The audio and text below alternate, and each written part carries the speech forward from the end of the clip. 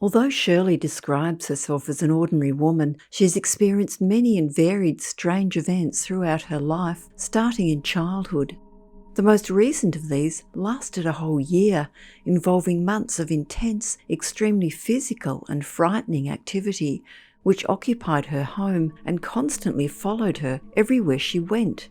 Shirley had been working as a registered community nurse in a country area over 100 kilometres from her hometown of Collie in Western Australia. Working weekends, she had to leave very early in the morning at 4 a.m. to get to work by 7 a.m. and had to travel a long way through dense bushland. The terrain was populated with kangaroos, which had a habit of jumping out in front of vehicles, so she would drive at about 60 kilometres per hour as they are more active in the dark. This particular morning was in the middle of winter, so not only was it dark, but also extremely foggy. A pipeline follows virtually the whole length of the road from Collie to the outlying town of Narrogin, but as Shirley was travelling, she observed what appeared to be bright headlights to her left, some way off in the bush. Then strangely, the headlights turned and quickly moved towards the road, crossing it some distance in front of her, through the mist at speed, and off into the bush to the right.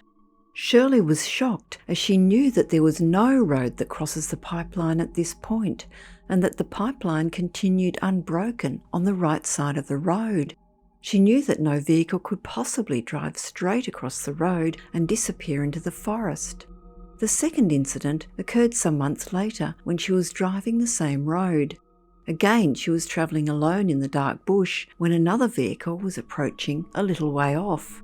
She turned down her high beam headlights as the other vehicle approached so as not to blind the oncoming driver. Bizarrely, the moment she dimmed her lights, the oncoming headlights blinked out completely and there was no vehicle to be seen at all. No sign of any vehicle, just the dark bushland surrounding her as she drove. The third incident occurred about 6 months later and was the most frightening of all. Shirley thought she had seen an approaching vehicle in the distance, but the road was winding, so she lost sight of the lights as she rounded a bend.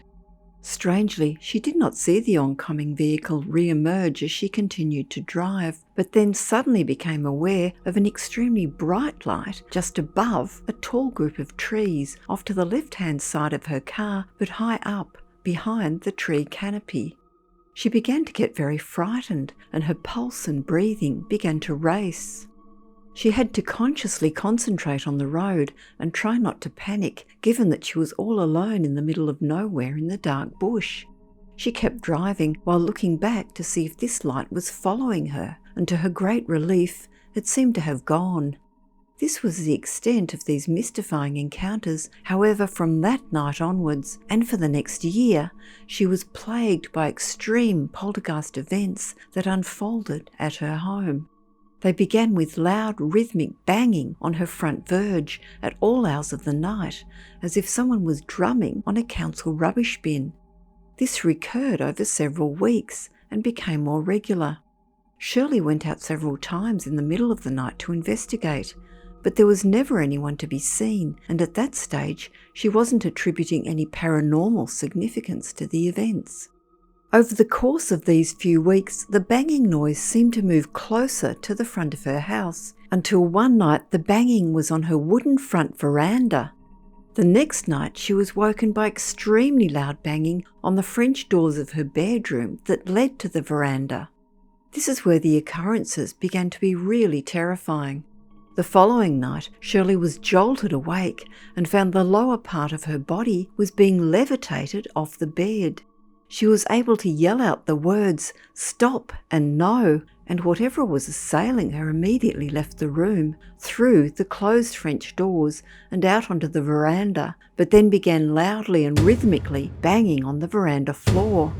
After this event, and every night, continuously throughout the night, she was physically poked and jolted awake every time she fell asleep. This happened for nights on end, until she fled to her father's house.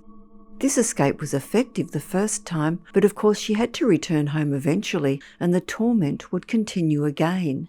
And then, after the first successful escape to her father's house, the second time she was followed by the entity and then was further terrorised at her father's house.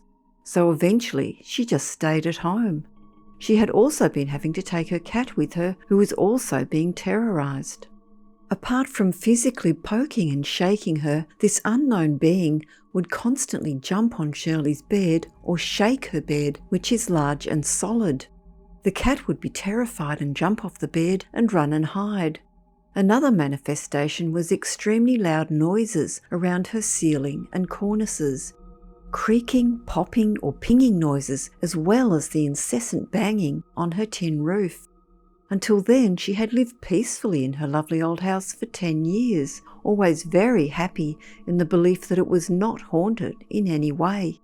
Shirley would also often be woken during the night by a loud, almost electronic noise, unlike anything she had ever heard before. This sound was always associated with the entity approaching closely, and one she could only ever hear when asleep and whilst waking up as the thing drew nearer. She never saw it clearly, but on several occasions, when she was aware that the entity was in front of her, and whilst lying on her side with her eyes closed, she could see whirling energy in front of her, often in hues she describes as sickening. She could also see a lot of movement at the periphery of her vision on many occasions, and shadowy figures, not human in any way, and often very low to the ground. On one occasion, at the height of the haunting, it grabbed her a few times, once on the back of the leg in her lounge room whilst lighting the fire.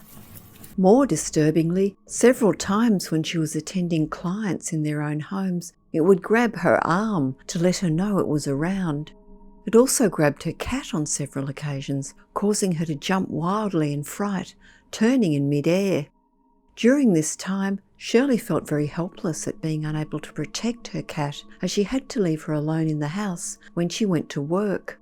Another worrying manifestation was being constantly touched by some sort of energy on all areas of her body, but especially her lower legs, throughout the day, even whilst driving.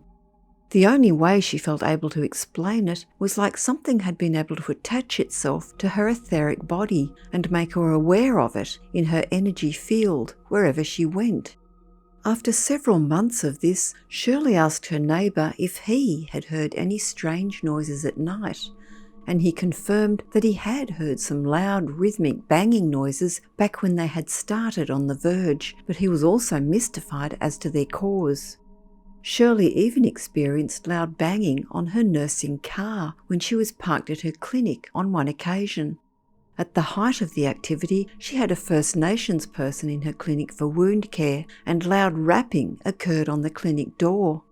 There was of course no one there, and it was impossible for anyone to have disappeared down the hallway and gone outside in the moment it took her to open the door. She knew exactly what had caused it, and the Aboriginal man also knew, as he immediately stated that was a spirit. Shirley tried many strategies to clear the energy in her house without success. These included multiple sage cleansings with only minimal effectiveness the first time, when the entity must have fled into a cupboard in her spare room. It started banging loudly inside the cupboard as if angry.